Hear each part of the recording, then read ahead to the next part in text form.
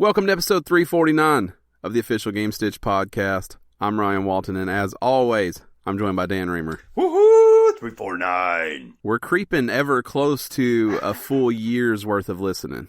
Oof. You could listen every day for a year. If you so choose. If you so choose to. I don't suggest that, but we're getting really close to the point where you can. No, you can do it. I definitely suggest it. Producer Gerald back in the house, fresh off a holiday. Welcome back. He's got a picture of the beach, which is where he was at. Yeah, piece of shit, Producer Gerald. I don't think he took that since it's a Shutterstock picture. I bet it looks similar. Maybe they bought it from him. Only there'd be 400 people on the beach in front of you. That's probably true. That's probably not even like our beaches. That's for sure not our beach. No, it's probably like Ibiza or something. He's saying there was no one at the beach. There was no one at the beach, Producer Gerald? He said four people. 4 people? Is the water's got to be hot because it's been 9,000 every day here. Well, maybe not because there was just a hurricane to turn all the water over and flip it and bring all the cold stuff from the bottom up to the top. Maybe you haven't heard about global warming. I have. And it's called climate change, by the way. It's not global warming. You call it what you want, I'll call it what I want. Get your science right. Global warming's not a thing. Climate change is. I think none of it's a thing, if you would listen to some people. Oh, well, yeah, but those are the same people that think that the fucking earth is flat and vaccines don't work, so. Ooh, going after the anti-vaxxers this morning. Oh, yeah, so happy Measles Day to all of you. Earth is flat, though. That checks out. Mostly because it's round in every fucking picture that's ever been taken of it. That's the main way I know that it's flat. Well, see, what you do, it's the best of both worlds. It's flat and round. It's shaped like a coaster. Right. No, we've covered this before. It's definitely not a coaster, but I get it.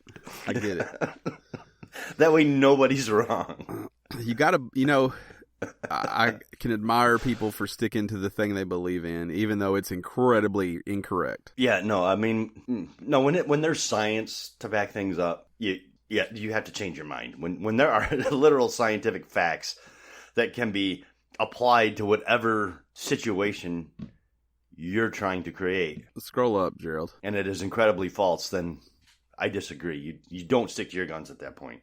That third picture, I like how they have like icicles hanging down on the bottom of the coaster on the third picture. Yeah, it's under the dome. Yeah, I'm like, okay, that's all right. That's not a thing. It definitely doesn't. The coaster definitely doesn't have icicles hanging off the bottom. It does not. No. Also, definitely not a coaster. No. They do it's like a half Earth, like a skinny half Earth. Mm-hmm. It's kind of what they're doing. Yeah. Yeah, I don't like it. I don't like it at all. The Earth is flat. Just look at a map sometime. It's true. Maps look are at a all world flat, map. unless they're topical. Is that right? Topical? A topical map? Topographic. Topographic. Yes. Topical just means it's on topic. Topical means it's on point. Yeah, it was also for that conversation topical. It was topical you're right. You're right. So you messed up, but didn't mess up at the same time. Right. I messed up, sorta. But not really. Right, but I think I'm also fine. It's been that kind of week. What, topical? Yeah. Or like messed I messed up, sorta. But yeah, it's good. Tomorrow starts a new week. I hope it goes the same. So I have that to look forward to. A little messed up, but maybe not. Yeah, I think we really ought to look as a at least the U.S., I think we really ought to look at a 3-day weekend situation. No kidding. I'm with you. Yeah, and then a 4-day work week. I think you'll get more productivity out of everybody. There's actually, once again, there's science that backs that up. Yep. So I think that's something I'm going to propose tomorrow. See how that goes. Yeah. Huh. Let me know. Like, what if just for your work or for like the world in general? We'll start with my place and we'll just okay. We'll see how it goes there. Cool. Let me know. Keep me posted. What does Google have going on? What's that mountain climber? What day is it? Mountain climbing day? Just hover over that guy. Yeah, I see. What does it say? So. Oh, is that the dude that first climbed Everest? Junko Taba. Is it? Why is he skipping across mountains? That's not how that works. You think they have a Funko Pop of that guy? The first woman. First woman to conquer Everest. You disrespectful asshole. Thought it was a man just because they climbed a mountain. Junko to buy. I didn't. Welcome to the show. You're here. Yep. Welcome. Take your pants off. Let your hair down. Relax. I have. Yep. Well, we do a video, but it's always shoulders up. Mm-hmm. Which is perfect for No Pants Sunday. You may have never had pants on. I may not have. Instead of shirtless Dan, you might should be pantless Dan, which will get you arrested quicker. It will, but I only go pantsless in my house. Well, you should change that. Would it be pantless or pantsless? I think it's pantsless. But I think pantless is funnier. Or more funny. If you like that. Now, who is this pantless? Who's got the peach-colored suit on? I don't know. They're pantless. He typed in pantless Dan, but it looks like that second picture is an attractive lady. Could be a man, though, because these thumbnails are really tiny. Could be. Ashley Graham. How come you typed in pantless Dan and you got Ashley Graham? The hell, Google? It's a little bit of a rhyme. Who's Ashley Graham? Wait, she's that model. Is she a model? Mm-hmm. I shouldn't limit her to that. She does a lot of things, but I think that's she's where she probably got not famous. Just Sports Illustrated. You're right. She was like the first, I think she was like one of the first plus size models to blow up. Got it. She's cute. Give her that. I don't think Google, the algorithm looks for rhymes. I want to circle back to that comment. I don't think I'll let that go. You don't know. I'm almost certain. Well, maybe they've changed it because all the flack they're getting from the government. It must have something to do with her because that's a face picture of her down there too. Yeah. I don't know. That dude just got his bulge out. Huh. See, I would ride the subway like that. It would get you some room for sure. Yeah. Now some I think, room. Possibly right. a room all to yourself with bars on it. I don't think you. I think you can wear. I think you can be out in public in your underwear. Really? Yeah, I think so. It's without underwear? Yeah, you can. Yeah, you definitely can't be out without underwear if you don't have a top layer. That presents the problem. But I think you can just be out in your boxers.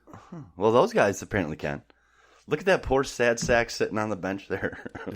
Look at the odd choice with the long sleeve shirt and the jacket, but no pants.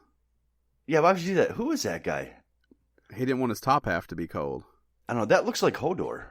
Is that Hodor? From Game of Thrones? The guy on the left looks like Kevin Pollak a little bit.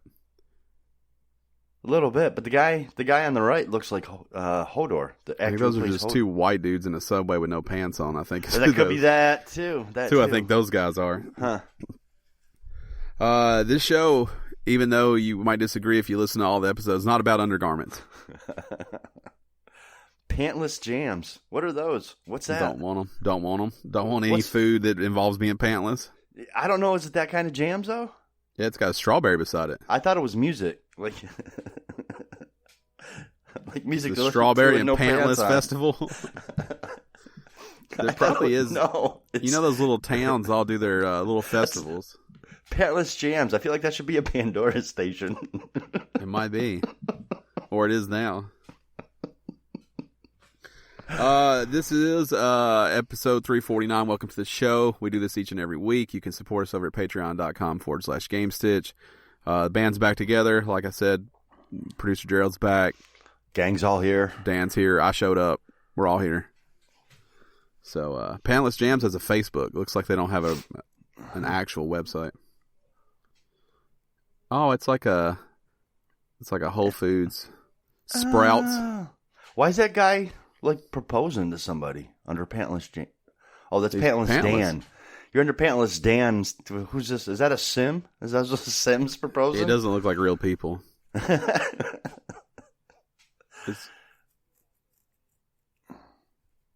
I don't know what's. Oh, there's a YouTube channel where they play pantless. That's easy enough because you can't really show that you're pantless. No, so you just keep saying you're pantless over and over And you're just again? playing games like normal. Right. Man, it's just a lot of Ashley Graham pictures. It is. Which is okay, because she's not bad to look at, but... Yeah. But she shouldn't pull up under pantless Dan. That's true. That's true. So I don't know. we both got a new Switch game this week. Yes, we did. To be clear, it's we each got a different Switch game. We did not get the same Switch game.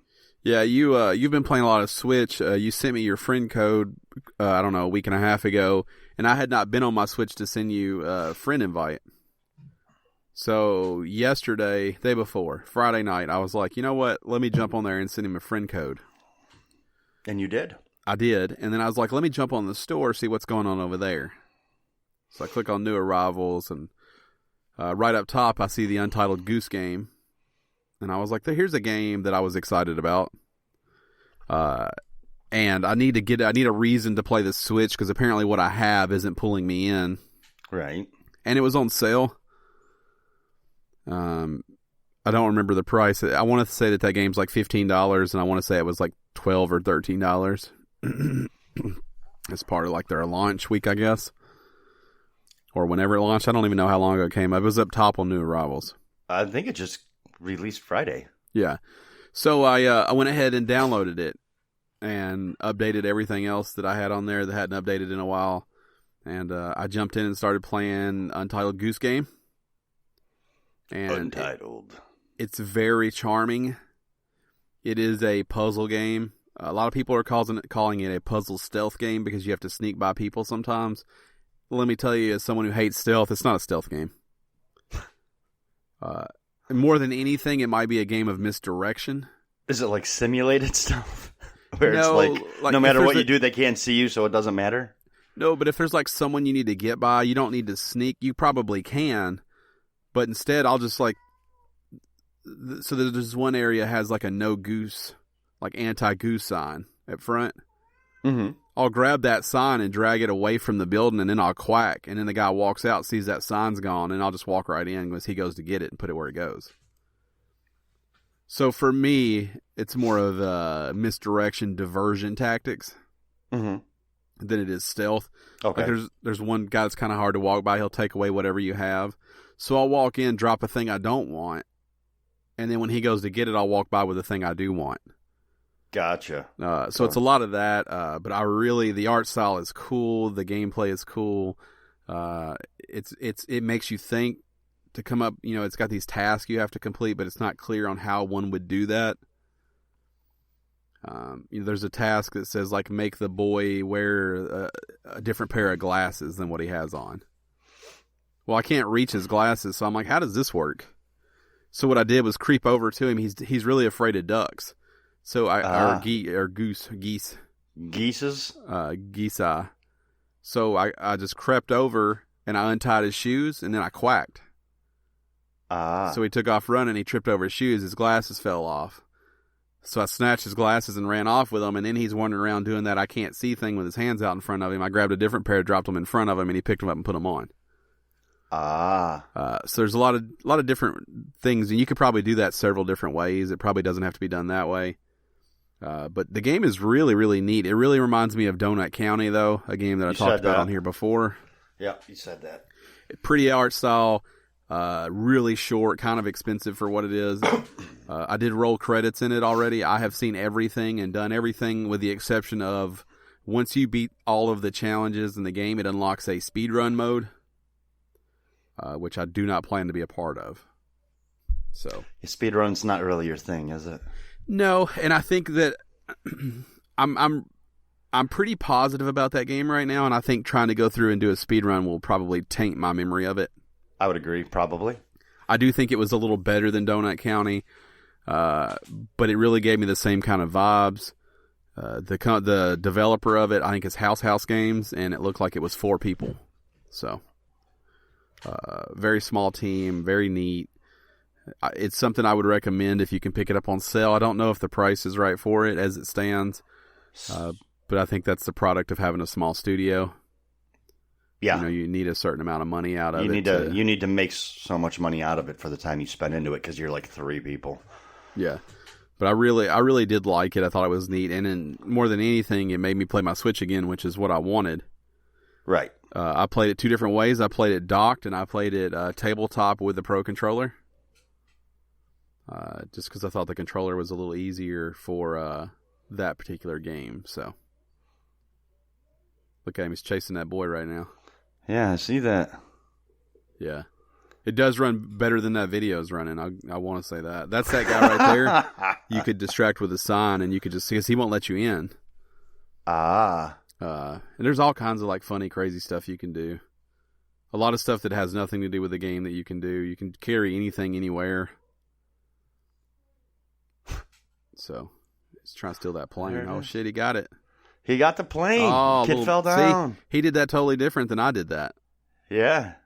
That's what I think is neat. I think there's a bunch of different ways to do everything. It does look a little stealthy, like right there. That looked a little stealthy. But I don't think it's a stealth game. It's very pretty. It's got a very pretty look. It does. It's got a very neat art style. I like the art style. So that's what I played. It got me back into Switch. Like I said, I updated everything else. I don't know that I'm interested in it, but it does look interesting. I don't think you would like it at all. I probably wouldn't. Yeah, I don't think you would like it at all. It is very much like walk into an area and you have a list of things to do and you just have to figure out how to do it through trial and error. Yeah, not for me. Like right there, you got to jump in a box. But you can't do it with him watching like that. And then you get carried into the property. But yeah, I really enjoyed it. Like I said, I don't necessarily think it's worth the price, but if you can catch it on sale, it's probably worth it. I didn't do whatever he's doing right there. Chasing a car. I never got that car to do that. But Untitled Goose Game is what I played on the Switch. And more importantly, like I said, I think it's going to get me back into the Switch. Because I'm already thinking about what I'm going to play next on the Switch now. What are you thinking about you're going to play next? I don't know. My initial thought was I started playing a game called Snake Pass way back when. I didn't finish it. I got tired thinking about it.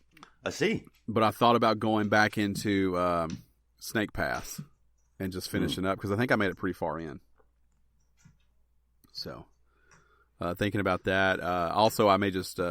I have Mario Maker too, which I haven't really dove into, and I have Starlink, which I'm also wanting to play. Yeah, Starlink for the Switch. Yep, $15 I think is what I ended up paying. That's not bad. No, it's not. Target has it on sale here right now for $15. Really? Our Target, yeah, on the clearance section. I'm just not interested in Starlink at all, so it doesn't matter. Damn, Gerald's got it for 2 systems. He's not fucking around, as some people say. Isn't that a saying? It's a saying. He's not fucking around. Yeah, right. That's a saying. Yeah. Yeah, it's definitely a saying. And Gerald is definitely not fucking around. Mm-hmm. Both of those statements I concur to be true. I played some PS4 stuff, but it's all the same. Nothing new there, so I just wanted to cover the Switch thing. Hi, Willow. That's Quit it. meowing at me. Got the cat rolling in. Oh, yeah. Meowing at me. I think he wants to go out, but I don't give a fuck because I'm in the middle of something.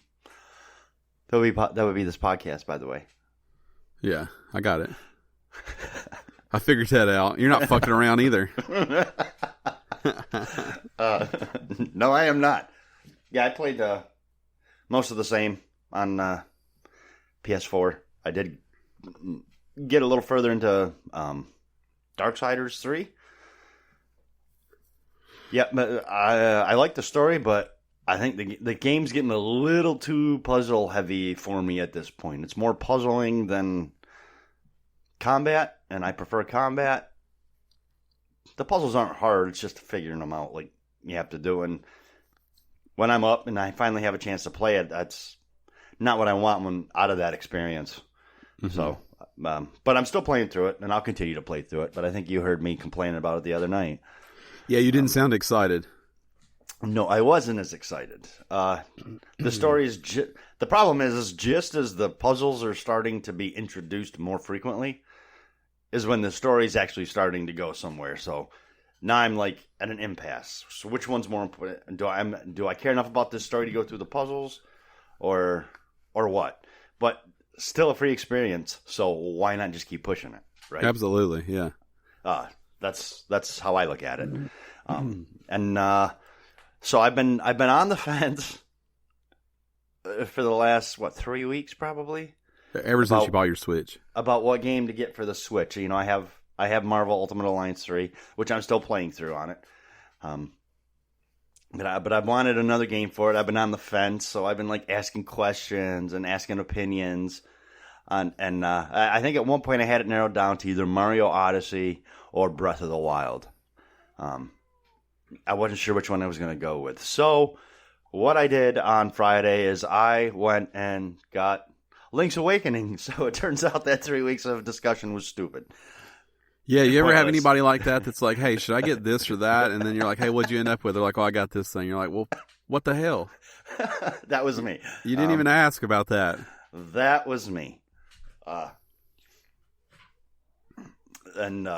I started that. I picked that up on Friday when it came out. And I started playing. And I enjoyed it. I never played the original. So it is a brand new experience for me. I never played it for the Game Boy. And I was like, you know what? This is kind of what I want because it looks good. It looks like a new game, but it's kind of got the old retro style, play style to it. I'm like, this is perfect. This is kind of what I'm looking for. So I went ahead and I bought it and I started playing it. And I was absolutely correct. It was what I was looking for. It is a $60 experience. Right, it's full price. It's a full price experience, yes. I got it for $50. But it looks good. I never played the Game Boy version either. Okay. But I don't think it's something I'm going to pick up right now just because I don't think I have the time for it. Right. And well, I do. So I picked it up. But yeah, it's a good experience. It's what I want out of right now for playing on the Switch. It's retro but new, so to speak. It's hitting both of those hot points for me. So I'm enjoying it. I played for about probably 3 hours on Friday. Yeah, it looks great. And you were, because I was actually on the PS4 to see if anybody was going to get on, and I was playing it handheld. And you got on and then hopped off, I believe. You never actually did anything on Friday. Friday. Oh, you know what? I was playing Switch. You were doing the same thing I was. Yeah, because Friday night's when I started the Goose Game. Okay. Yeah, so that's actually what I was doing as well. My thought was I was going to play just a little bit of Untitled Goose Game until somebody invited me to a party or text me. Nobody ever did, so I just kept playing it. And then next thing I knew, it was 1:30 in the morning.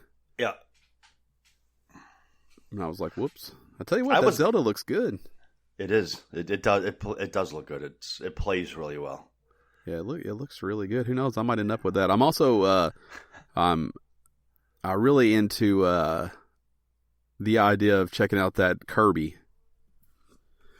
Which Kirby? The one, the most recent Kirby that came out.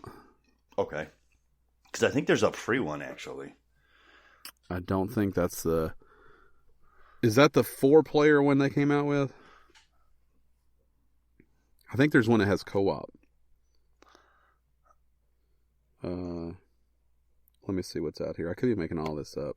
I think there's a free Kirby something. But Star Allies is the one I'm talking about. Star Allies? I don't think that's Star it. Allies, yeah. But I don't know what the free one is, but I didn't see it on there. Because I always go through and look for the free experiences.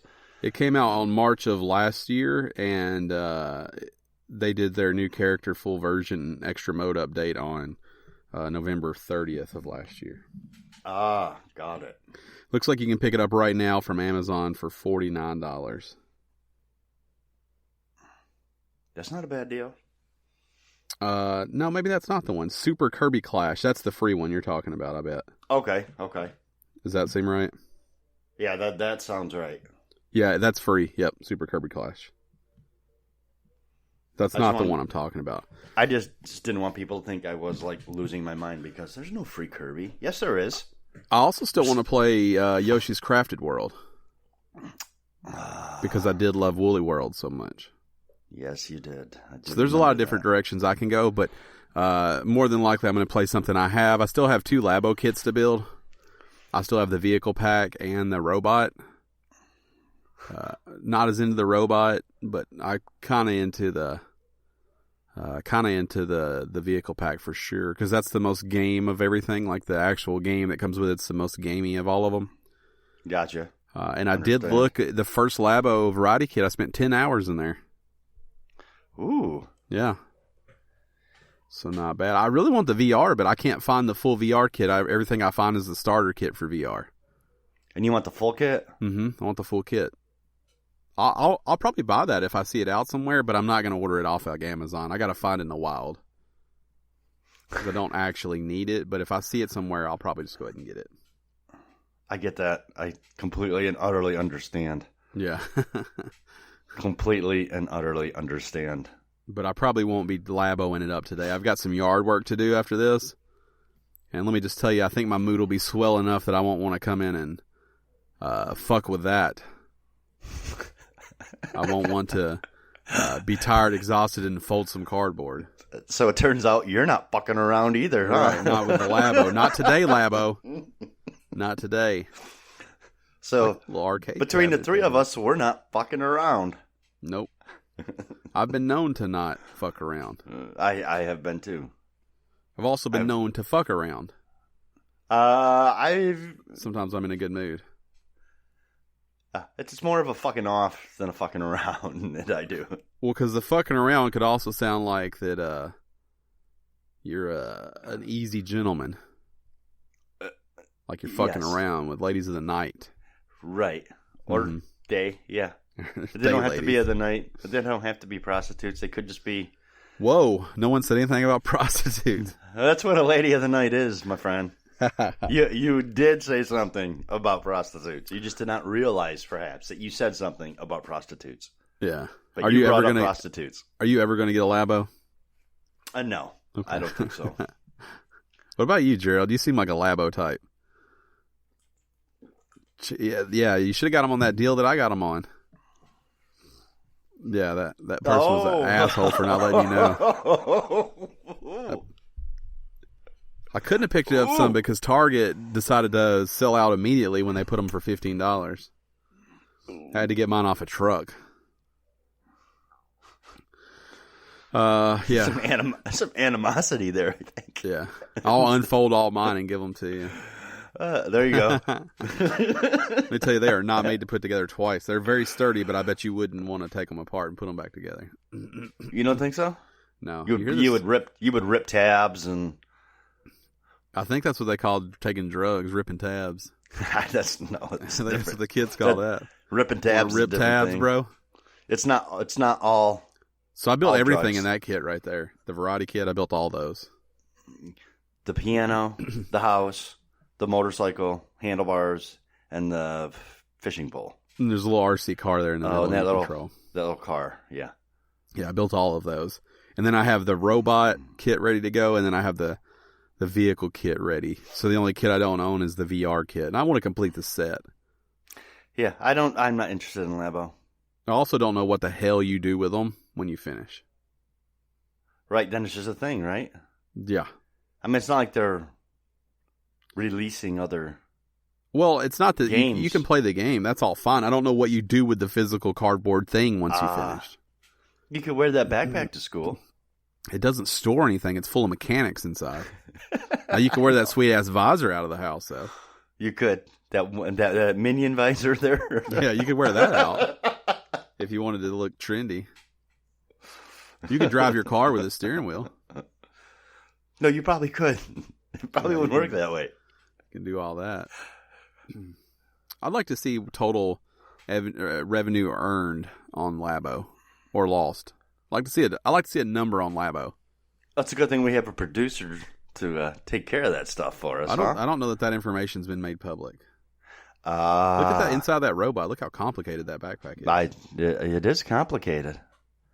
There's stuff in there. You couldn't get on an airplane with that. Oh, that's a storage case. That's a storage case for your Labo. What they've done here is it looks like they've cut it out of cardboard, which is appropriate. And did they create it? So they created it themselves. Yeah, it looks like they made a case. That's a sweet case, though. I'll take one of those. Yeah, it's not bad.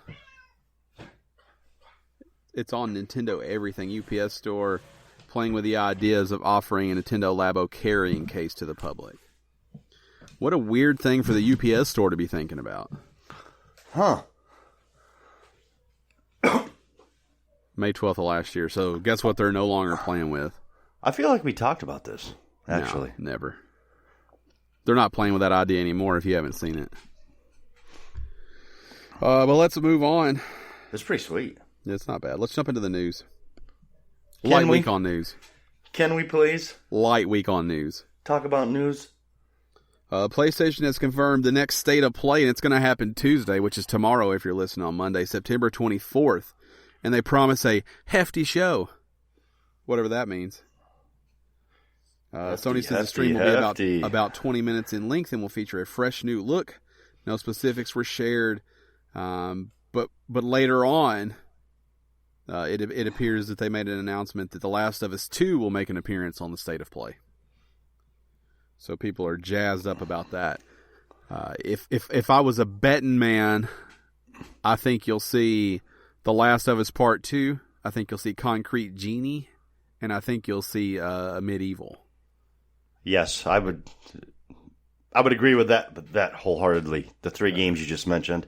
I think we're actually probably going to get release information on probably Last of Us 2. It's a weird place to do it, but I could see that happening. Yeah, I'm pretty sure you're probably going to. Well, they're trying to go that direction where they're doing their own thing. And the way to do that is to pop out that big news that people want during your, the State of Play. If they don't, it's irrelevant. So I think you'll see some information as far as when it's releasing. State of Play again will be September 24th, which is Tuesday, potentially tomorrow, depending on when you're listening, or it already happened. My bad. And it's 1 p.m. Pacific, 12 Central. It's 2 days from when we're talking about it right now. Right, but it's if that helps. Tomorrow when you're listening, if you're listening when this comes out. Yes, but if you're listening on Wednesday, it happened yesterday. You have missed it. You won't get to watch it live now. But yeah, so a hefty show. I think at the very least, I think you'll see the two games I talked about. They've confirmed Last of Us. Naughty Dog did send out a tweet, a little Twitter action, I guess, to tease the announcement. The Last of Us 2 is a game a lot of people are excited about. That's where I land on that. That a lot of people are excited about it? Yep. I'm not excited about it. You didn't like the first one. I like the multiplayer. You liked the multiplayer. You didn't like the single player experience. I did not. How far did you get in single player? Not very far, if I remember correctly. To the town where you meet the brothers. The town. Oh, at the dam area? I don't know. You meet two brothers. It's like booby trapped all up. Could be the dam. Yeah, I think it was at the dam. That's where I quit playing. Ah. I don't think it's super early on, but I don't think it's super far in either. I think it's not. You're somewhere around middle. You gave it enough time to give yourself a chance to like it or dislike it. So yeah, and I just didn't like it. I thought the story was compelling. I did not appreciate the gameplay at all. It was very stealthy. Very. I found limited. It frustrating. I found it too slow paced for me. Yeah, it did not allow you to run and gun. So when you didn't play it the way that it wanted you to play, I thought it was too challenging. So then I started a new playthrough on baby mode so that I could just finish it. And I started a new playthrough as not to taint the one that was there. And I gave up way sooner. So even that didn't help. Even baby mode didn't help. I didn't want to play back through it at all. I wasn't interested at that point. That's a tweet that they sent out. This is part 2. It's got a switchblade. And I think if you back out of that full-size image, it says, I'm going to find and I'm going to kill you. All of you, I think is what the tweet said. So they're pulling that revenge story. Yeah. It says, I'm going to find and I'm going to kill you. Whoop, scroll up a little bit. Every last one of them. I'm going to find and I'm going to kill every last one of them. Yep, that was Naughty Dog's tweet with the image of a Switchblade. Isn't that a line that she gave in the the very first reveal trailer? Yeah, where she's playing the guitar. Yeah. And at the end, she says, I'm going to find and I'm going to kill every last one of them. Mm-hmm. I'm pretty sure. Yeah. I'm excited for this game. I really liked the first one. I liked the multiplayer as well, but I did like the single player. I wasn't sure that The Last of Us was a game that actually needed a sequel. I'm still not sure it is, but I'm still interested to see what the story is it's going to tell. Yeah. You can't go wrong with Naughty Dog ever, as far as I'm concerned. I mean, they usually have their shit on point. They're not fucking around either. Right. That's what they do. Just doing their thing. So, I think the only time I've really been let down was the ending of the last Uncharted, which I won't go into again. But so yeah, I'm excited to hear what they have to say and hear more about it. Yeah, well,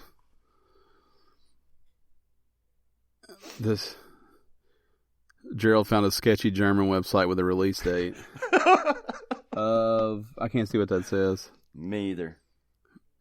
February 28th. So they're using the end of February. Wait a minute. How many days are in February? Oh, it is 28. I thought it was 27 days. I'm like, seriously? They're going with the leap year? Yeah. Oh, there's 29. It is a hot leap year. That's probably not right. They're German too, so I mean, who knows? Who even knows? Right. It's also using that PEGI rating board, which I don't trust. So it's called. You still have that tab open? We'll give them a proper shout out. This website, sure. Soft Ridge, I think it was called. I think so too. Yes. Soft Ridge. Yeah, it's a pet name for my dick too. I was just gonna say, not to be confused with my penis. Right. AKA the old Soft Ridge. That's often what I refer to it as. PS4 has hit a new milestone, one that I think we all knew was coming. They've now shipped 100 million units worldwide, which means they are right around the corner from selling 100 million units worldwide. They did break down the distribution. Nico Partners senior analyst Daniel Ahmed tweeted the news saying approximately 30% of all PlayStation 4 sales have occurred in the U.S., while other markets include Japan at 8 million, Germany at 7 million, and the U.K. a little under 7 million. Was surprised by those numbers. Surprised that Germany was so high when they put such a big emphasis on some of the other territories. You don't hear a lot of talk about the German market. But we mentioned them twice today. We're pretty much a German video game podcast. That's pretty much what we are. At least today. We cater to that audience. To the German video gaming audience. Mm-hmm. So, hats off to right. Sony and screw everybody that said that this would be the last console generation. Oh yeah, definitely not. Because it's maybe the way we know it, but not the last console generation. The Switch and the PS4 are very much alive and well. I think the Xbox is treading water, and I don't mean that in a bad way. I just think it has done what it's going to do. We have not... we've talked about Xbox One numbers, but I want to be clear. We have not received an update on Xbox One sales as far as the console goes since 2-3 years ago. Yeah, it's been a very long time. Also, everything's in a weird place with Xbox One right now. Game Pass is... Did you see the sales numbers for Gears? Yes. I mean, it's absolutely terrible, but you can't gauge it because you can't tell. It has 3 million players, but it only sold like 75,000 copies. Right. So Game Pass is also destroying their game numbers, so it's so hard to tell. But I'm pretty sure that That's by design. It is, but you can't tell now. Like you don't know how. Right, their numbers are skewed. You can't get a fair picture of what their actual numbers are. Right, there almost needs to be a company like MPD that instead's ranking the number of people playing to give people a gauge of how things are working. Because I very much think that Sony is going to launch a similar system with PS5 to Game Pass, and I think that this is going to be the way we look at games in the future. Without a doubt, I do believe that. Yeah, I think so too. EA has their streaming service. Ubisoft has theirs. I mean, there's going to be a point where just saying sales data isn't enough. So, yeah. 100 million units. That's a lot. Yeah. That's a lot of PS4s. Yeah. The Switch is coming on strong. If you believe that chart, VG charts, it looks like the Switch will soon overtake the Xbox One. I believe that. Assuming that the red line is Nintendo, the green is Microsoft, and the blue is Sony. That's from June, so yeah. Look at that trajectory for Switch. The plan is for Switch to overtake the PS4? Is that right? Is that what I'm seeing? Long term. Those are probably monthly spikes right there that you're seeing. Yes. So that particular month, it looks like. Yeah, you're probably right. If the Xbox sales line is your heartbeat, you probably should see a specialist. It's a little low. Yeah, someone who someone who specializes in heart situations. Cardiologist, I think maybe. I think that's what they're called. Sony wasn't the only major milestone to be reached. It appears Minecraft is still doing crazy things. Almost 10 years after its release, Minecraft still continues to reach an astonishing new player count records. As of this week, the open-ended sandbox game has more than 112 million monthly players 10 years after release, which is absolutely insane. That's a lot. It's up substantially from the 91 million monthly players that they announced in October of 2018. Again, it's across all players on all consoles, so it is using PC, mobile, and all the other platforms, which it's everywhere. To put Minecraft's popularity in context, global. Epic announced on August 2018 that Fortnite had 78.3 million monthly players. Yep. So, yeah. Roblox had 100 million monthly active users in August of 2019, and I don't even know what the fuck Roblox is. I see the toys. I hear kids talk about it, but I've never played the Roblox. Yeah, you need to get with it. You need to get with it, bro. Is it a Minecraft clone? Kind of. It's like you create an MMO. I think you can create your own game in it as well. I've thought hard lately about getting back into the world of Minecraft. What I can't decide is if I want to do that on Switch or PS4. Because I know everyone has it on PS4, but I bought it specifically to play it with producer Gerald on Switch, and that didn't happen. So, but Howard wants to play it too, and he doesn't have it on Switch. So, been thinking hard about it. Gerald said he was just playing it on the holiday that he was on. Minecraft's unstoppable. It's a solid purchase from Microsoft. I think it's smart. Yeah, they did well buying that. I'm not a Minecraft guy, but you can't deny. You did not love Minecraft. Do not love Minecraft. Mm-hmm. Next update here on the Xbox side of things. Game Pass is adding a couple new games for September. On September 19th, you're getting Jump Force and Bloodstained Ritual of the Night. On September 26th, you're getting Bad North, Dirt Rally 2.0, and Lego Worlds. So just kind of keeping everybody up to date on the Game Pass. A lot of people excited about Jump Force. As of today, Jump Force and Bloodstained Ritual of the Night have been out for 2 days. So right. Or longer when you're listening to this. 3 days or 4 days. Or longer when you're listening to this, yes. Yeah. As of right now, this moment. Yeah, this page that Gerald's on's got an Apple Arcade ad on the top. I did go ahead and start that trial, so I'll report back probably as soon as next week. I haven't played anything off there. I've downloaded a few things, but I'll let everybody know my thoughts. Can't wait. Yeah, I know you're sitting on the edge of your seat. You have no idea.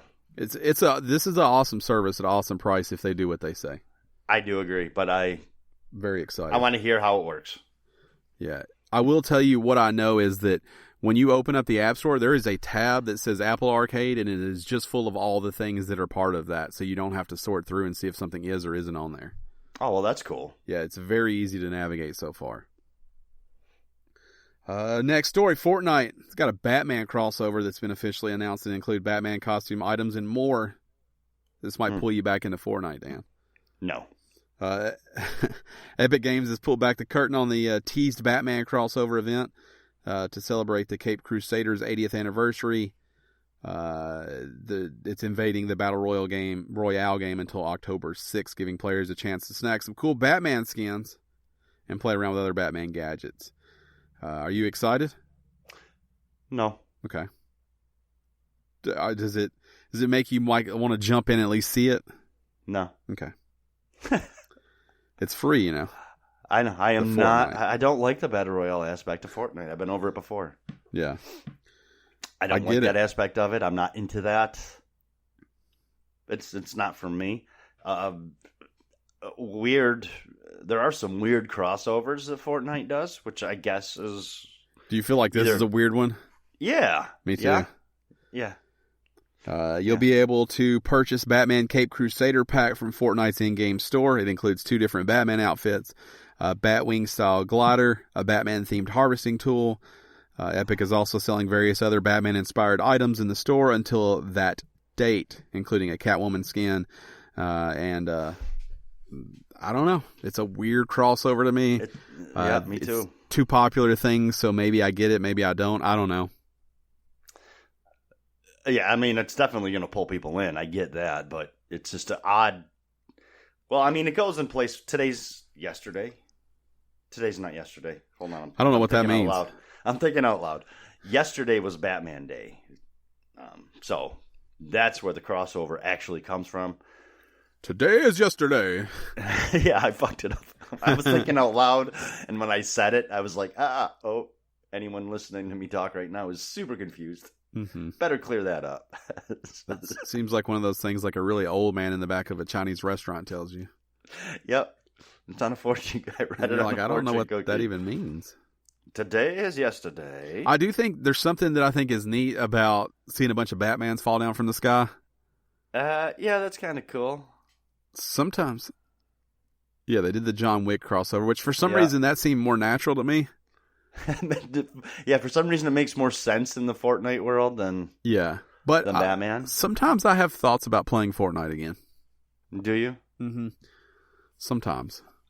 And then what happens? And then they go away. Yeah, and then I don't, and they go away.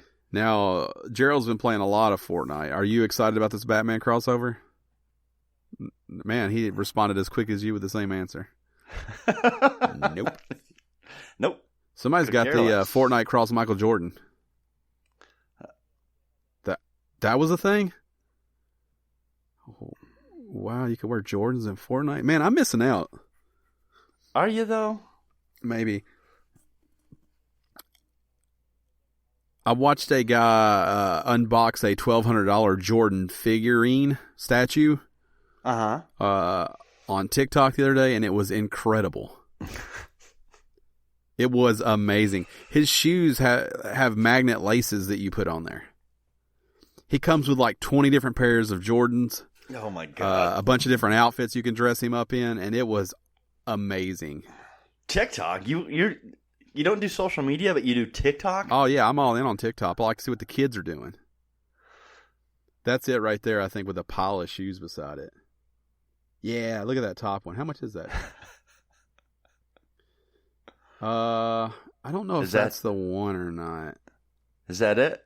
That's not it, but it was really similar to that, I think. It came in this big giant box. See that one up there that's like the 5th one where it's a close-up of his face? That is the one that it was. Gotcha. Yeah, it might be that one. Yeah, it's that one right there. Yep. It's super realistic. It comes with all those different shoes, and you can change the shoes and everything. Oh, my God. You can change his pants. He comes with the sleeves and the armbands that are all separate you can put on. Oh. Yeah, dude, it was. Oh, The guy opened it, and I was like, "This is amazing." Now, it's not something I want, but it was amazing. It comes in like a dresser that you like pull out, and everything is in. Like this box is amazing. Not something you want, huh? No. I want to celebrate a childhood hero. I don't want to watch it either. I don't want to watch it being boxed. Yeah, TikTok's good. You got to get on there. Oh my God! Yeah, I don't know. I send pictures back and forth to or videos back and forth to Howard and Pat, man, all day of TikToks that they should also watch. I don't even know how TikTok works. I could probably figure it out. It's just Vine that are a little bit longer, but you can upload audio. You don't have to upload videos, and people use your audio and lip sync to it. Sometimes it's music, sometimes it's people talking. So there's kind of two different sides to TikTok. There's like the audio side, and then there's the video side. I don't post any videos. I just like to scroll through.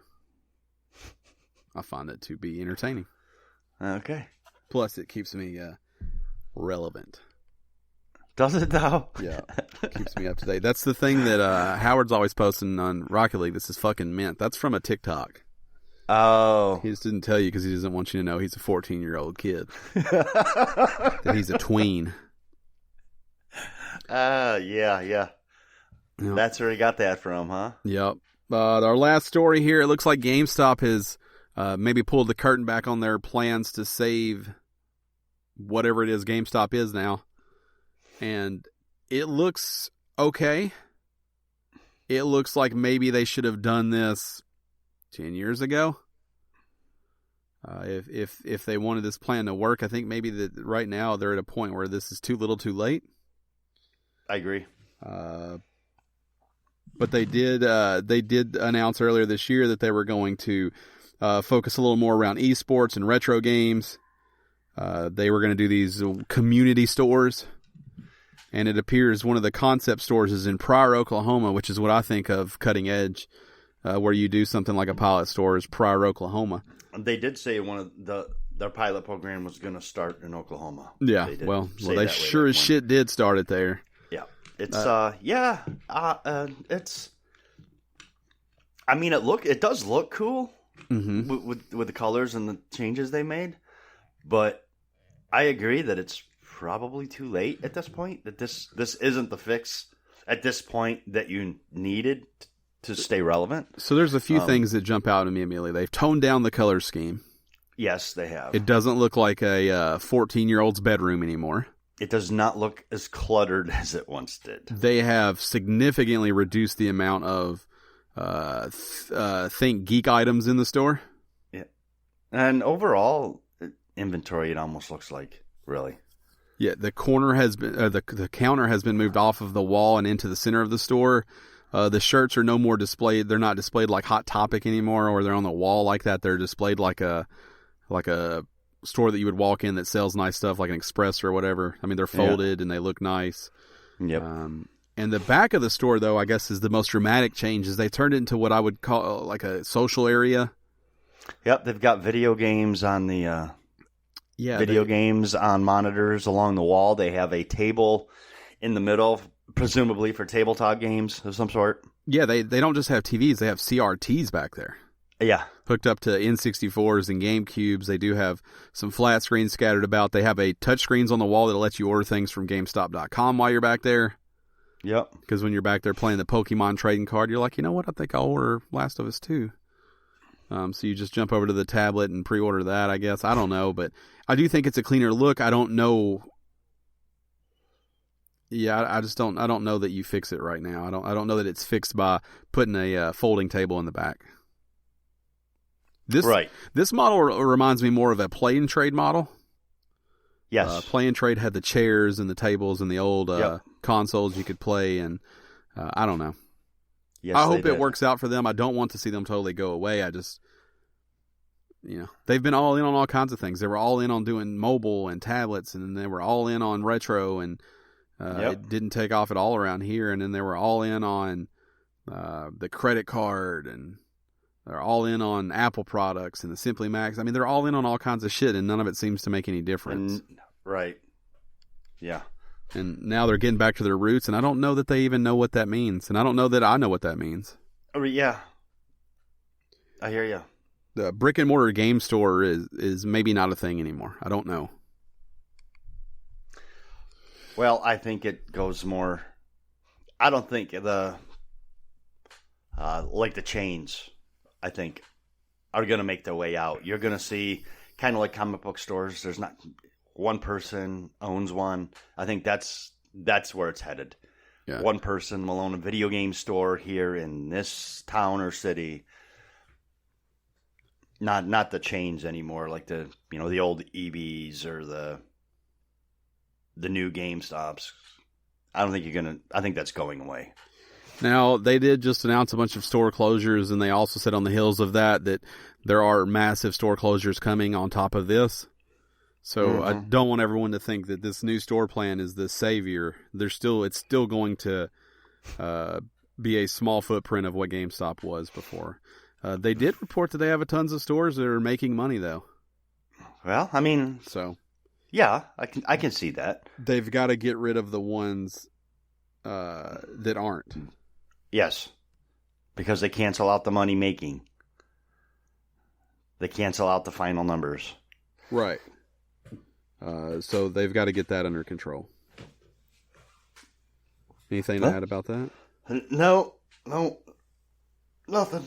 I want to make one slight update to what I play a lot of Golf Blitz on the phone. We announced the team that we were on a little while ago. We've disbanded. We've left that team. It was run by a person called Weenie Captain. And Weenie Captain no longer played the game, so the team was full of people who didn't play the game anymore. And I wanted a little more control over who was in the team because I don't want to kick people that don't play. And so we started a new team. We wanted to stay with the kids and with the TikTok theme, so it's called Old Town Road. And we started it last night at midnight. It's up to 11 members. 11 members. The old team had 4 to 5 active members on it. So just to did they all move over? We didn't tell them. Oh, we just left. Mm-hmm. So excited about that. Join Old Town Road. It's a purple looking shield with a pink ball on it. For anyone looking. It's pretty good. 11 members. It's pretty good. I hate the name. It's going to bring the kids in. I know what it's for. I hate the name. We established this for world domination, and I feel pretty good.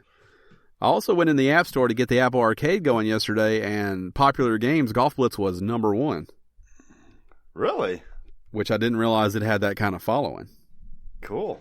Yeah, so shout out to Golf Blitz. You got to get my trophies back up. With a Z. Yeah, you do have to have 200 trophies to join the team, so come on in. And I have 0. Right. I told Dan I wouldn't kick him due to inactivity once he gets in, so. Because I'm going to probably play just enough to get in. Right. I never play. I'm hoping that as you play to your 200, though, that you're like, you know what, I'm kind of into this. Okay. That's it for news. That's it. We covered all of it. It was a big news week, huh? Exciting shit. My God. I also watched a friend of the show, Marshall205, play Until Dawn. Yeah, you told me that. You did talk to me about it. And I think maybe on last week's show we expressed our desire to watch someone play that game. Yeah, and you got to. I did, and I will say that game rougher than I remember. I watched him play from the very beginning. I was immediately jarred by how the game looked, how the game seemed to control, and just its overall, just the way it ran. It was not smooth. I think I was remembering the story of Until Dawn with maybe the playability of Man of Medan and the graphics of Man of Medan, and I don't know. That game looked rough. The character models weren't.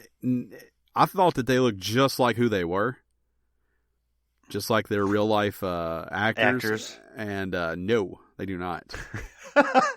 They are rough. Their mouths. It's very Uncanny Valley, correct? Yeah, their mouths are not right. Yeah, there's no denying that that's who that is. Yeah. If you see the characters, you're like, okay, yeah, I get it. But it's kind of like, you're like, you almost got it. Yeah. It very much gave me that vibe. I don't, it's fine. It's serviceable. I've enjoyed watching him play. I've forgotten most of it. So the jump scares are getting me as well as him. But yeah, that game a lot rougher than I remember. And he watched us play Man of Medan, so I think he's a little disappointed with how this looks and how it controls. Man of Medan, he had some funky control situations at points too. Yeah, he's having the same problem that, of course, we had in that game, and we have with Until Dawn too, where he walks through a hallway, the camera angle flips. Mm-hmm. Which means the direction then flips, so he hits up on the stick and it jumps back to the other one and then walks him into that, and he's in a never-ending loop as long as he's holding up of jumping from screen to screen. Yep. So that's still a thing. That's a real thing. Yeah, that's a thing in Man of Medan too. Yes, it is. But yeah, they have improved their engine and everything. I mean, it's worlds different. So I hope they continue to do so at that rate. And to go along with that, we've got shout-outs this week, and our first shout-out, remember patreon.com/GameStitch. Support us at the $10 tier over there. You get a shout-out. If you don't give us one, we'll give you one, because damn it, you earned it. Our first shout-out comes from Thomas, and Thomas played some Man of Medan. Yes, he did. So it all started with a text message from Thomas, in which he said, "Is Man of Medan really that good?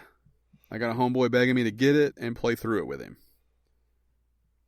And I said, "I think it's pretty fun with a friend. It's short, but if you have two people who are both new to the experience, I really loved it." I think that's fair, right? I'm not trying to hard sell it.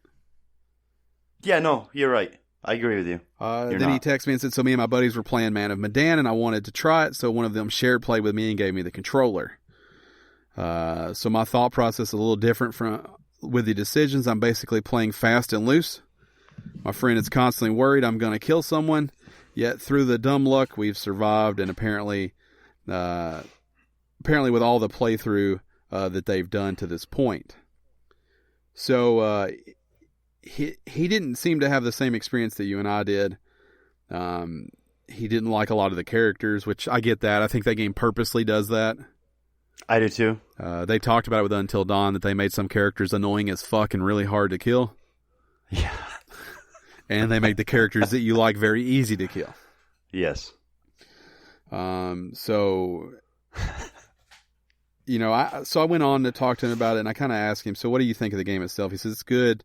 It's predictable, but not bad." And I said, "Did you like it enough to play Little Hope, the next installment of the Dark Pictures anthology?" And he says, "Maybe," but he thinks for $30 it's a little too steep.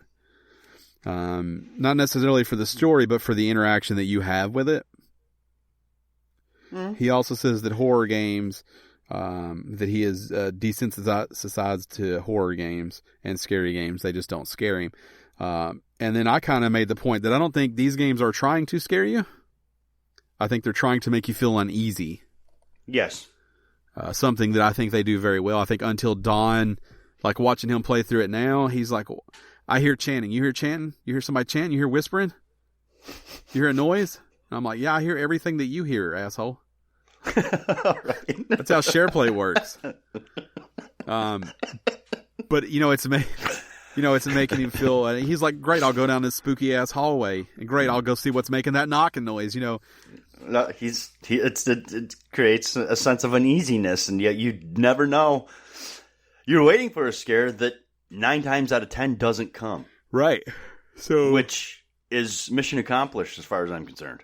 Yeah, and I think that's the point. I think Man of Medan does the same kind of thing. I don't think those games are going for scary. I think they're going for uneasy, and I think they do hit that.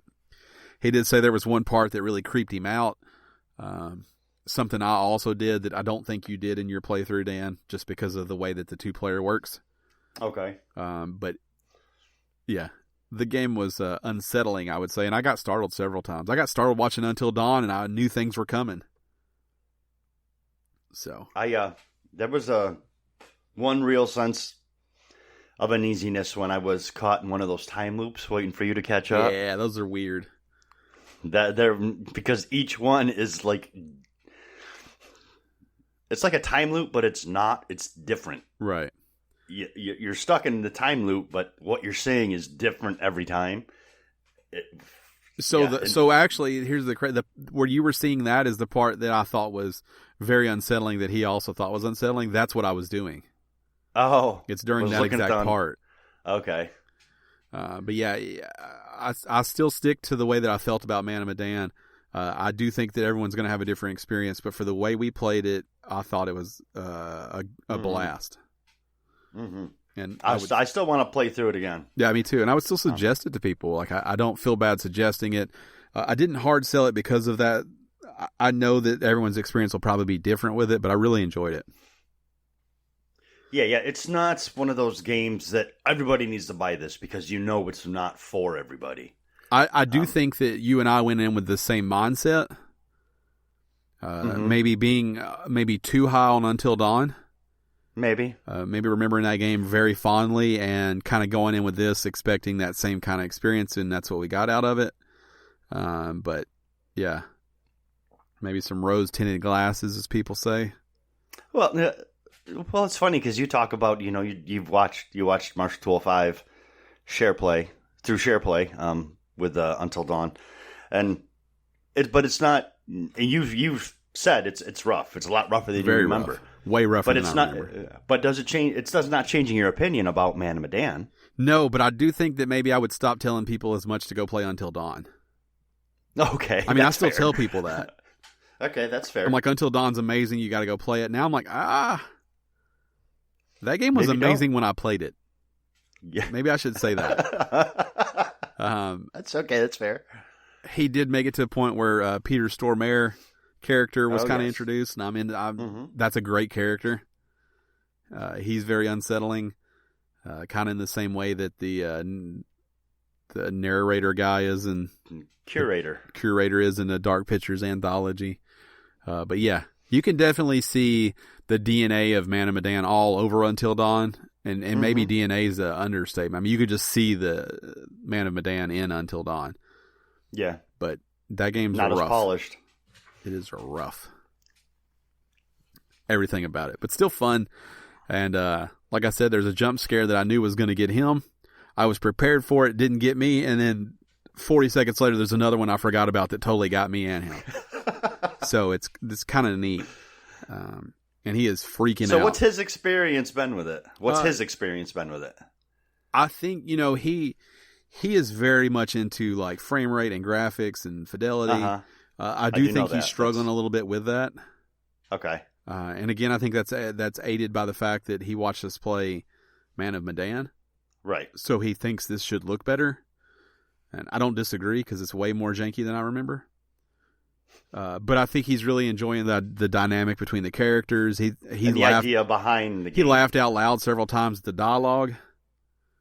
I laughed at the dialogue because he's picking way different options than I did. There's a part early on in Until Dawn where there's an argument going on between Jessica and the other girl that I can't remember the name of that dates the jock. Oh, yes.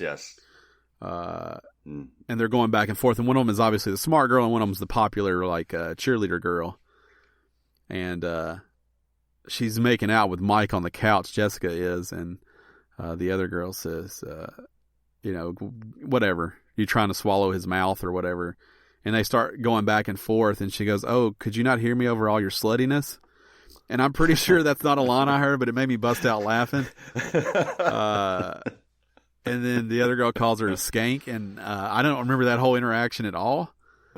And he was laughing really hard.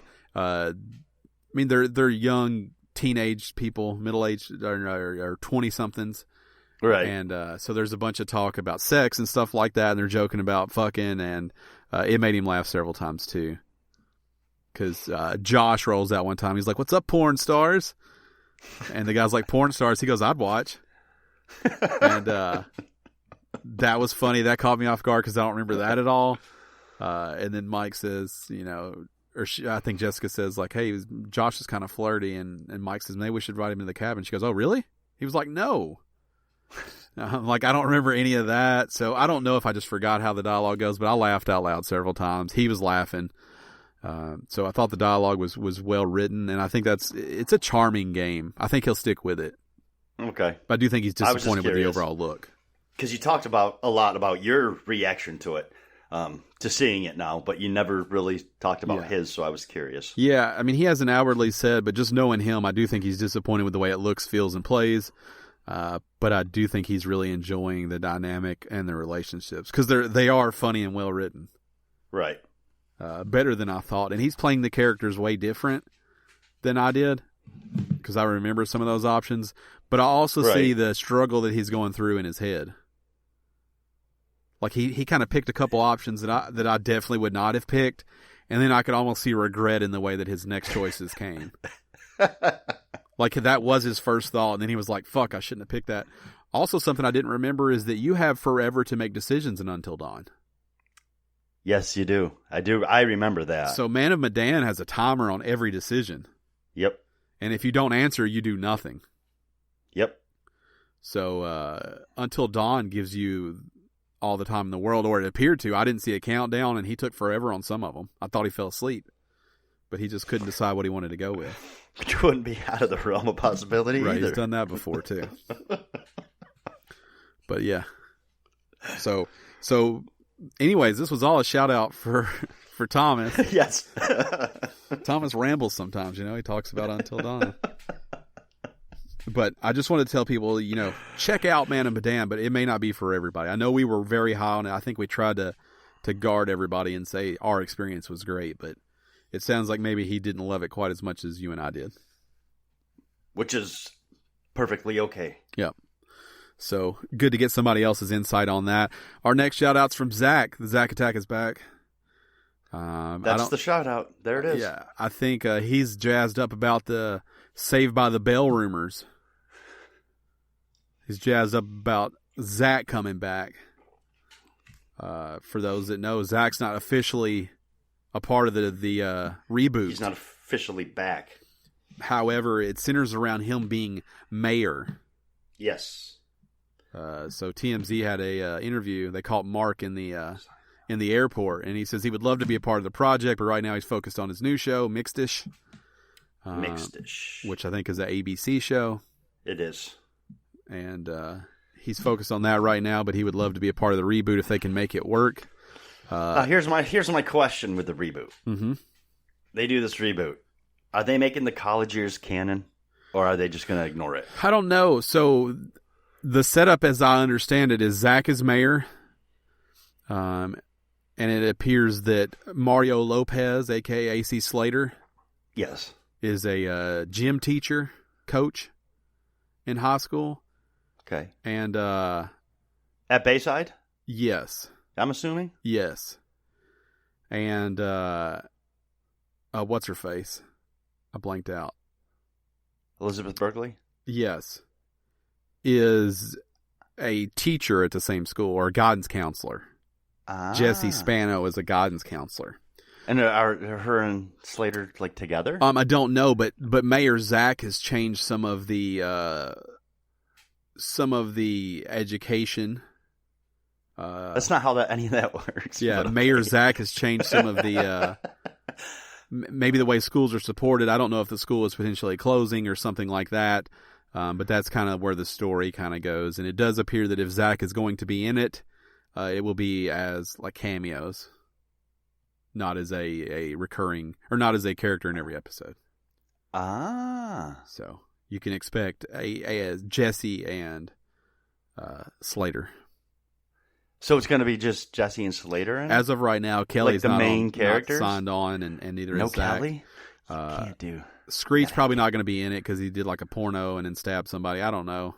Yeah, and trained to be a UFC fighter or whatever. Yeah, I'm not sure he'll make it the cut. Yeah.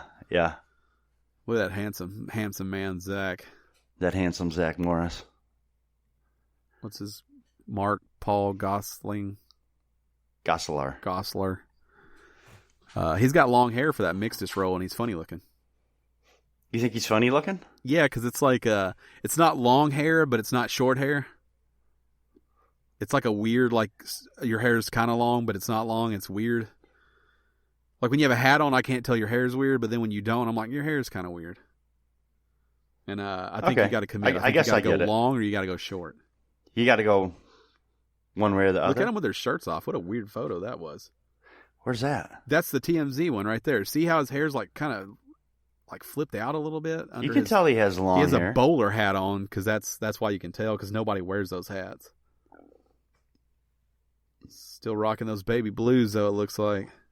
Oh, yeah. Scroll down a little bit on those images. Look at that. Mario Lopez. It's going to be Zach forever. Where? Oh, well, there's... What is that? Huh. That looks like it comes on like you could buy like the Saved by the Bell like gift bag. Yeah. For like the birthday party for the girls. Yeah, it's like... like straight out of Tiger Beat right there. Gerald thinks it's from the one where they were at the beach, the one where they were at the resort. Oh, at the yacht club at the resort, and yeah. They all somehow managed to work there. Yeah. Lisa Turtle probably not coming back either because I think she's an activist now. Yeah. I don't think she's an actor anymore. Yeah, and she's a little crazy from what I understand. Yeah, her and Screech though seem like we could bring them both back and see what happens. You think so?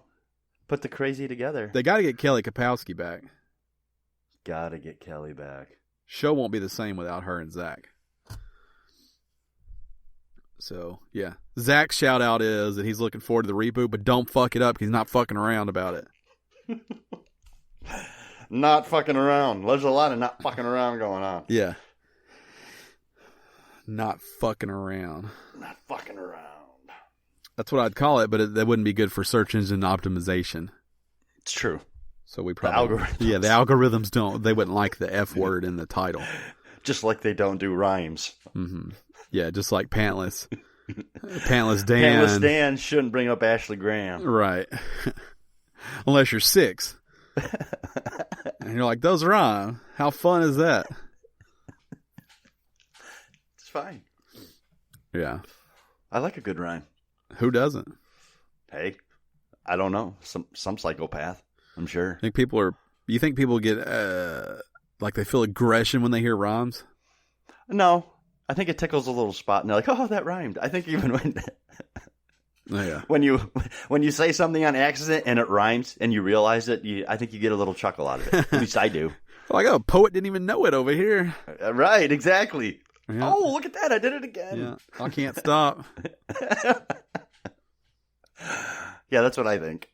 How do you feel about the name Untitled Goose Game? Do you think it's like charming and witty, or do you think that that's lazy? Oh,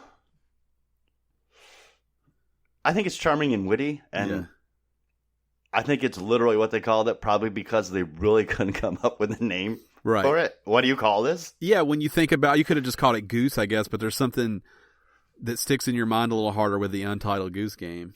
Yep, I agree. You could have called it Duck Duck Goose, but there's no ducks. That doesn't make any sense. You're right. Yeah, I kind of like the name. The game's very charming. I liked it more than Donut County. I don't know if I said that earlier, but I did. It's very charming. You did. You did say it. Yeah, it's very, very charming. I like a puzzle game, too. It has like almost like a Monkey Island vibe in the way that you're solving puzzles. Like, you have to just figure out based off of how things work, how to do it. Okay. And there are like secret things that you have to figure out, and I was able to find all of them but 2 without looking on the internet. I was able to do all of them but those 2 without looking on the internet. And one of them was just, I couldn't figure out how to get to an area. Just couldn't figure it out. Was it something stupid? Yeah. Yeah. Real dumb. That's the best. Yeah, I was like, really? This is okay. When you're like, oh, you fucking kidding me? Like, this is what we're going to do? Like, I could have got to it so much earlier. Right. Like, I did all the extra stuff without even needing to, really. But one of the missions you couldn't do because I couldn't figure out how to get in the area. The gate was locked. So, but yeah, very charming game. I really liked it. Try to pick that thing up for less than $10. I think it's worth it. That's what you got it for, right? No, I think it was like 15. It's on sale for like 12 or 13 or something like that. Oh, okay. But I think it's worth that. Maybe it's 20 and it was on sale for like 17. I don't remember. I got it a couple dollars off. But yeah, I think it's okay for that price. Fair enough. Give me 2 seconds. I'll tell you exactly what I paid. I got it here in the email. So Nintendo was real worried about my security as a kid. They don't want anyone buying anything without me knowing. No, it's true. I paid $14.99 for it. $14.99, originally $19.99? I think that's right, yeah. Okay. But I think if you could find that thing at $9.99, you'll play through it and you'll find it adorable and charming and worth the money. So, yeah. It's fair. Yeah. It is fair. It's fair. That's it. Any closing thoughts? Fair. Nope. Glad to have Beachbody Gerald back in the house. Yes. Fresh off. Keeping us in line. Fresh off of the beach. You got the tan. Did you hit the gym tan laundry while you were gone? You got tan. Did one of them. Mike, the situation, fresh out of jail. We're excited for him. Yeah. Shout out to Mike, the situation. I don't know if we is right. I don't care what happens to the situation. Man, why not? Because I don't care what happens He's to him. a staple of the U.S. of what we offer. I've heard that, which is, yeah. That's all I'm going to say about that. Not a Mike the Situation fan, huh? Not a Sitch fan. I'm not a fan of any of the Jersey Shores peoples. You don't like Snooki? No. Or JWoww? JWoww, not a JWoww fan, no. Or what's the Pauly D? Pauly D, not a fan of all of them. Now, I need to be honest with you. I've run out of Jersey Shore cast members. There is more than that. But that's all I knew. Those are the only ones that matter. Yeah, that's all those are the ones I know. They make frequent appearances on the TMZ. Oh, I'm sure. They have the reboot show. Oh, they're doing. It's either back or is coming back. Isn't it just Snooki and JWoww though? They were definitely there when Mike got out of prison. So, because they're besties. Yeah. Everybody's best friends with old Sitch. Yeah. Except for the IRS. Except for the IRS. Tax evasion gets the best of them, I tell you. Oh, yeah. His brother went to jail, too. His bro. Yeah, this show's all about Jersey Shore. So did Wesley Snipes. Rest in peace. He's not dead. His career is. What's the last thing he's been in? Oh, he's been in some movies since. Some shitty movies? They're not great. You know what is great? Passenger 57. But, yeah, to be fair... It's a great movie. Before he went to jail for the whole tax evasion thing, he had stopped being in good movies, really. And when you click on his IMDb, it's just a picture of him shirtless right off the bat. That's Blade. He looks a little bit like Arsenio Hall on the left there, too. Outbreak Z? Would be... Yeah, Cutthroat City, Paper Empire. Oh, he's filming Coming to America right now. Yeah. Outbreak Z is in pre-production. Now, first movie, go scroll up a little bit. Chronicles of the Mayan Tunnel. That seems suspect. That seems like a direct-to-digital offering. Yep.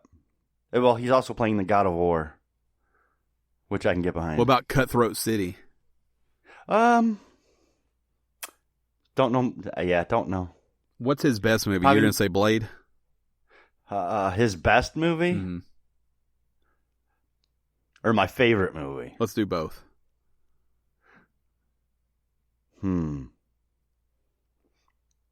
Scroll down to what my favorite movie is with him is Demolition Man. His best is probably as an actual movie, either Passenger 57 or Blade. Yeah, Passenger 57's good. Yeah, I don't think any of them hold up great, but Passenger 57 was good. Passenger 57 was good. I saw it in a theater. Well, is he in U.S. Marshals? He's been in a lot of movies. What about White Man Can't Jump? That was good too. Yeah. Oh, I forgot about New Jack City. That's a good one too. So there's another one, Sugar Hill. Wasn't Sugar Hill a movie he was in? That's a good one. Mm-hmm. Been in a lot of stuff. Yeah, he has. Money Train. He played John. Murder at 1600. Didn't like a Money Train. I did like U.S. Marshals. I like Tommy Lee Jones, fun fact. And I like him playing a cop. Passenger 57. Yeah, Which one? No, it wasn't. Passenger 57 was just Passenger 57. They're both in U.S. Marshals. Yeah. U.S. Marshals was a sequel to The Fugitive. The Fugitive, yeah. Just make Tommy Lee Jones some sort of officer, whether it be for aliens or regular people, and I'm in. I like him as a cop. Yeah. You like what's the sorority house one where he has to watch the girls in the house because they witnessed a murder or something? I don't think I saw that. Is it called the Sorority Cheerleading House? Squad. No, it's not. I can't remember what it's called. It's something about Man of the House, maybe. That seems right. I'm never gonna watch that. Maybe it. I'm never gonna watch that. That seems not good to me. I'm trying to. I'm upset that it pulls up a video of Harrison Ford when you go to Tommy Lee Jones' IMDb. Man of the House. Yeah, Man of the House. Yeah. Ronald Sharp is who he played. Roland Sharp. He's an FBI agent, or it might be a marshal. Oh no, he's a Texas Ranger. Oh, is he a TR? Yeah. Way cooler than Walker, by the way. That's not true at all. Yeah, no, he is. Tommy Lee is much cooler than Walker. Then Chuck Norris? Yeah. No, that's not true at all. I refuse to even acknowledge that that's Tommy Lee Jones v. Chuck Norris. Chuck Norris wins in every category. Well, Chuck Norris beats him hands down. Yeah. Every category. Here's the thing. I won't even entertain this. If you put them, if you swap them in each other's movies, there's no way, there's no way Chuck Norris could play Agent K. Like, that movie would suck. Are you attacking Chuck Norris's acting ability? You could put Tommy Lee Jones in Sidekick. Yes, you could. No, absolutely not. It's Sidekicks, isn't it? I don't know. You only need one if it's coming from Chuck. It might just be Sidekick. I don't know. I can't confirm. Also, before we depart, shout out to Count Chocula and Boo Berry. They're back in stores right now. Coming back. Whatever the fuck that red one's called. Oh, that's yeah, Frankenberry. Frankenberry, yeah. Shout out to all three of those, except for Frankenberry, because I really don't like that one. So really just shout out to Count Chocula and Boo Berry. Boo Berry's the shit. Boo Berry's the shit. 2 boxes of Boo Berry, 1 box of Count Chocula in there. No boxes of Frankenberry, because it kind of sucks. I don't mind Frankenberry, but Boo Berry is the shit. Yeah, I've already 1 box down already. I already ate a box. Did you? Yeah, look at Frankenberry. He looks dumb. Well, he looks dumb. Yeah. The Boo Berry ghost looks like a genius. Yeah. So go with that. He's like a scholar compared to old Frankenberry there. Because if you're gonna base your children's cereals on anything, it's how the characters look. That one Boo Berry, 3rd row down, first image, looks like he might have smoked a little stoned weed. Is that what you're going with? Mm-hmm. He looks stoned? Yeah. That's the best time for a Boo Berry, from what I understand. Appealing to a certain demographic. For sure. They do the McRib thing, and I don't know if I like it. Who does the McRib thing? The Boo Berry, Frankenberry, and Count Chocula. They come for... You can't get them all the time. Limited time? The McRib is gross, too. So... Yeah, the McRib is gross. I don't know if it deserves the attack that you just threw at it. No, it definitely does. Some people like the McRib. It's fucking gross. Yeah, fuck those people. Look at the old school boxes right there. Those retro boxes are kind of cool. Yeah. Yeah. Yeah, they also come with pumpkin carving templates now that you can download for free. Yep. Yeah, you got poster kits, stickers. Yeah, but so shout out to the McRib and Frankenberry for being the shittiest of the temporary things you can get. Mr. McRib in the house over here. Fuck the McRib. You been hurt by a McRib before? No, they're just fucking gross. Look at them. They don't even look appetizing in the fake picture. No, it doesn't even look good. Ugh. And people are like, ooh. Get a close-up of this. Producer Gerald was there at the launch of the McRib. Get a zoom in on that and see if you feel Remember different when they did pizza for like a week? Yeah, McPizzas. Look at that. It's so gross. Look at it. They take rib meat and they grind it up and they squirt it out into what they think is a rib patty. Yeah, rib shape. Yeah. They make it look like there's ribs in it. But that's all me. You can eat that whole sandwich. Just stop it. It's so gross. McRib. All right, I got to go puke. You got to wrap us up. People love the McRib. Throw up from looking at this. All right, that's going to do it for episode 349. We appreciate you sitting around listening to us. And just like the McRib, we'll be back next week. Same time, same place. Good night. Good night.